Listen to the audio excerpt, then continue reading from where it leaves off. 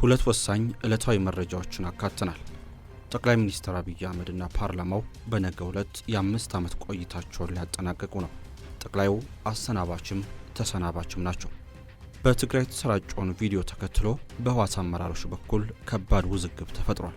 ይህንን ቪዲዮ ቀርጸው በተለያዩ ማህበራዊ ሚዲያዎች እንዲሰራጭ ያደረጉ ሰዎች ከጠላትም በላይ ጠላት ናቸው፣ ምርመራ አድርገን እርምጃን እንወስድባቸዋለንም ተብሏል። ወታደራዊ የግዳጅ ምልመላን የሚያሳዩት እነዚህ የመቀሌ ቪዲዮዎች ሌሎች በዓለም አቀፍ ደረጃ ላሉ አካላትም ጭምር እንዲደርስ እየተደረገ መሆኑም ታውቋል። ጥብቅ ግን በትግራይ የወጣው ህወሓት እነዚህን የቪዲዮ መረጃዎች ቀርጸው አውጥተዋል ያላቸውን ግለሰቦች ደርሼባቸዋለሁ ካለ በኋላ ከባድ ቅጣት ሊጥልባቸው ይችላል የሚል ስጋትን አሳድሯል። በዚሁ አዲሱ የህወሓት ህግ ውስጥ እስከ ሞት ድረስ የሚያስቀጡ የተባሉ ወንጀሎች አሉ። በዛ ዙሪያ የምንላቸዋለን። ካንጋሮ ሪል ስቴት በወለል አንድ ቤት ብቻ የሆኑ G+4 አፓርትመንት ከቦሌ በ5 ደቂቃ ርቀት በምትገኘው ቦሌ ቡልቡላ አቀረበ። ግንባታቸው 70% የደረሰና በአንድ ዓመት የሚረከቧቸውን ባለ 2 መኝታ 107 ካሬ 4 ሚሊዮን 30% ቅድመ ክፍያና በ13.6 ሚሊዮን ብር ሙሉ ክፍያ እንዲሁም ባለ 3 መኝታ 130 ካሬ 4.7 ሚሊዮን 30% ቅድመ ክፍያና በ15.6 ሚሊዮን እስከ 16.3 ሚሊዮን ብር ሙሉ ክፍያ የራሱ ያድርጉ። ካንጋሮ ሪል ስቴት ለ50 ዓመታት በስኬታማ የቢዝነስ እንቅስቃሴዎች የሚታወቀው ግዙፍ የካንጋሮ ኢንዱስትሪያልስ እህት ኩባንያ ነው። ለበለጠ መረጃ 09642529 ይደውሉ። በቅድሚያ በፓርላማና በጠቅላዩ ስንብት ዙሪያ በነገው ዕለት ሰኔ 30 ቀን 2018 ዓ.ም ፓርላማው የመጨረሻውን ስብሰባ ያካሂዳል። የ5 ዓመት ቆይታውን የሚያጠናቅቅበት ስብሰባም ነው። ጠቅላይ ሚኒስትር አብይ አህመድም የቆይታ ጊዜውን ባጠናቀቀው በዚሁ ፓርላማ ስንብት ላይ የ5 ዓመት የስልጣን ቆይታቸውን ያጠናቅቃሉ። ከ3 ወራት በኋላ አዲሱ ፓርላማ ስራውን በይፋ ይጀምራል። በዚህ ወቅት የሀገሪቱን ጠቅላይ ሚኒስትር ሰይሞ ቃለ መሐላን ያስፈጽማል። ያለፈውን ግንቦት ወር ምርጫ ተከትሎ ማሸነፉ ይፋ የሆነው ገዢው ብልጽግና ፓርቲ በመሆኑ ጠቅላይ ሚኒስትሩም ከዚሁ ፓርቲ ውስጥ የሚመረጥ ይሆናል። የፓርቲው ፕሬዝዳንት ወይም ሊቀመንበር ጠቅላይ ሚኒስትር አብይ አህመድ በጠቅላይ ሚኒስትርነታቸው የሚቀጥሉ ይመስላል።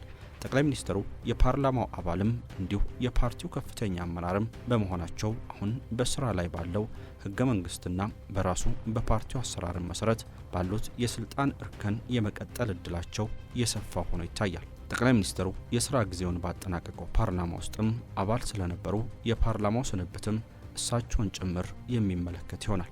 በህገ መንግስቱ አንቀጽ 74 ላይ የጠቅላይ ሚኒስትሩ ስልጣንና ተግባር በሚለው ድንጋጌ መሰረት ጠቅላይ ሚኒስትሩ ስለ ሀገሪቱ ሁኔታ፣ በመንግስት ስለተከናወኑ ተግባራትና ስለ ወደፊቱ እቅዶች ለህዝብ ተወካዮች ምክር ቤት በየወቅቱ ሪፖርት የሚያቀርብ ይሆናል። ይህም ከመጨረሻው ስንብት ጋር አብሮ የሚቀርብ ሪፖርት ነው። በነገው ዕለት የሚከናወን ተግባር ይሆናል። በተጨማሪም የጠቅላይ ሚኒስትሩ የቆይታ ጊዜ በፓርላማው የጊዜ ቆይታ ጋር አብሮ የተገደበ በመሆኑ በአስፈጻሚነታቸው ለወራት ከሚደረገው እስከ አዲሱ ፓርላማ ሽግግር ጊዜ ውጭ የሚያልቅ ይሆናል። እናም ፓርላማው ጊዜውን ሲጨርስ በተጨማሪም የጠቅላይ ሚኒስትሩና የፓርላማው አባል የሆኑ የካቢኔ አባሎቻቸው የፓርላማ አባልነት የቆይታ ጊዜም እዛው ላይ የሚያከትም ይሆናል። ጠቅላይ ሚኒስትሩ ከዛ በኋላ በሚቀጥሉት 3 ወራት በሚሰየመው አዲሱ ፓርላማ አንድም ስልጣናቸውን ያድሳሉ ወይም በሌላ አዲስ ሰው ይተካሉ።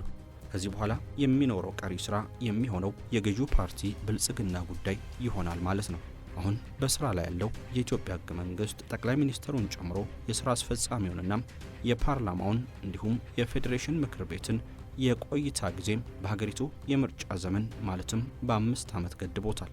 አሁን ባለው ሁኔታ ጠቅላይ ሚኒስትር አብይ አህመድ ከነበሩበት የጠቅላይ ሚኒስትርነት አመራር የመቀጠል እድላቸው ከፍተኛ ሆኖም ይታያል። ምናልባትም የተወሰኑ የሽግሽግ ለውጦች የሚኖሩት አሁን በስራ ላይ ባለው ካቢኔ ላይ ነው። ይህም ጠቅላይ ሚኒስትሩ በመጪው አዲስ ፓርላማ ስልጣናቸውን ካደሱ በኋላም በሂደት የሚታይ ይሆናል። ከዚህ ወጣ ባለመልኩ ግን መጪው 5 ዓመትን በተመለከተም አዲስ የሚዋቀረው መንግስት ቀላል የማይባሉ የቤት ስራዎች እንደሚጠብቁት ከወዲሁ የሚታዩ አመላካች ሁኔታዎች አሉ።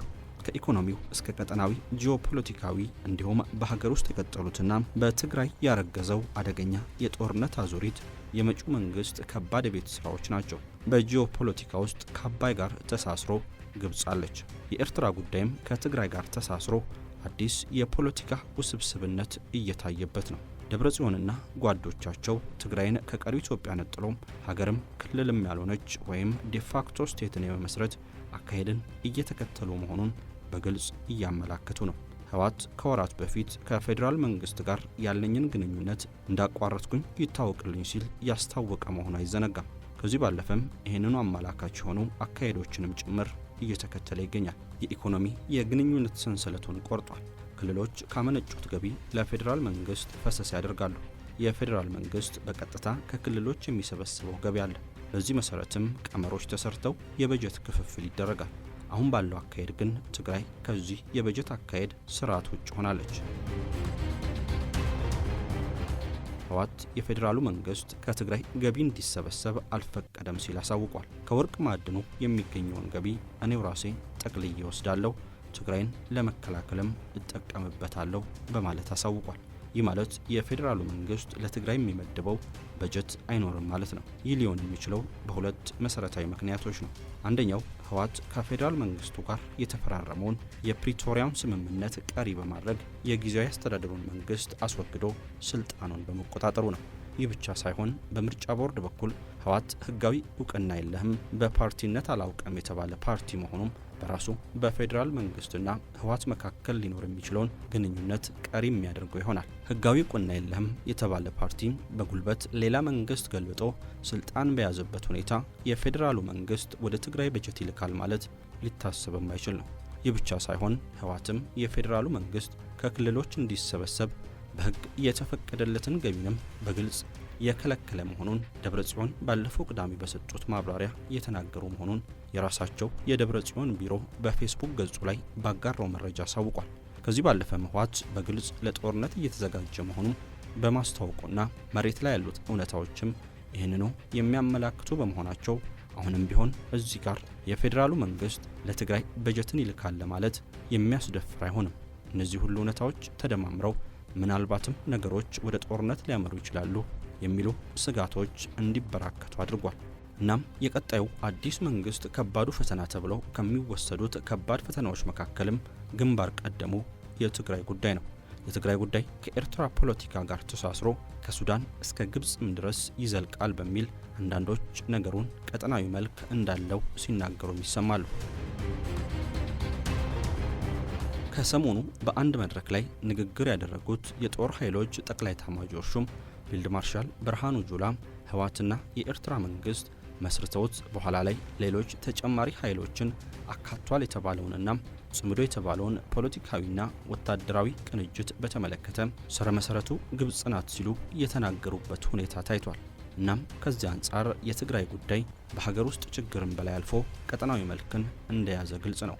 ቀጣዩን የቤት ስራ ከባድ ከሚያደርጉት ነጥቦች መካከልም አንደኛው የችግሩ አድማስ የሰፋ መሆኑ እየታየ መምጣቱ ነው።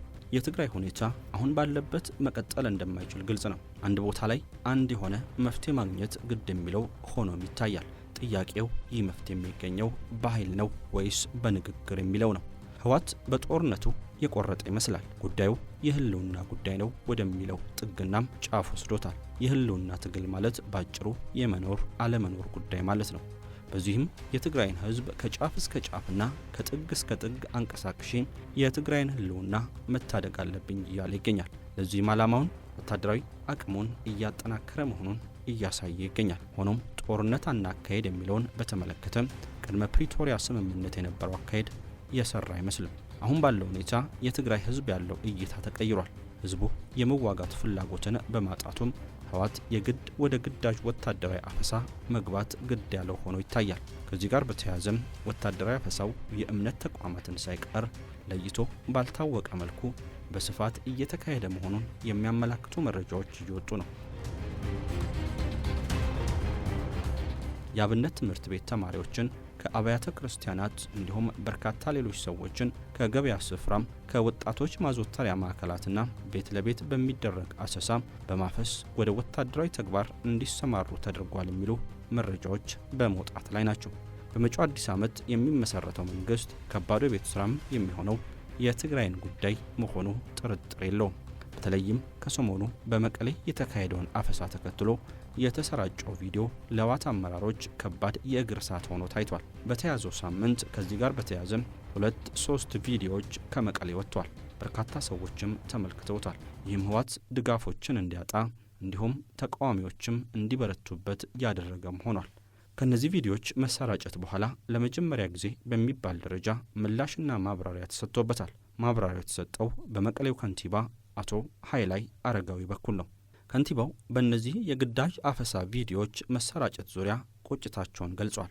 እዚሁ እኛ ጋር ሆነው ይህ ቪዲዮ ተቀርጾ በተለያዩ ማህበራዊ ሚዲያዎች እንዲሰራጭ ያደረጉ አካላት ከጠላቶቻችን በላይ ጠላቶቻችን ናቸው ሲሉም ተናግሯል። አክለውም በትግራይ ውስጥ ጠንካራ ስርዓትና ተጠያቂነት እንዳይኖር ከእውነታው የራቀ መረጃ የሚያሰራጩናም የጠላትን ተልዕኮ የሚያስፈጽሙ አካላት ላይ ምርመራ ተደርጎ እርምጃ ይወሰዳልም ሲሉ ተደምጧል። ሰዎችን አስገድዶ ለጦርነት ማሰለፍ እንደ ዓለም አቀፍ ወንጀልም የሚታይ ነው። ኤርትራ ከቀሪው ዓለም እንድትገለል ካደረጓት በርካታ ምክንያቶች መካከል አንደኛው የሀገሪቱ መንግስት ዜጎቹን በግዳጅ ስራና ማለቂያ በሌለው ብሔራዊ ውትድርና ውስጥ በመክተት እየተሰቃዩ ነው በሚል ነበር።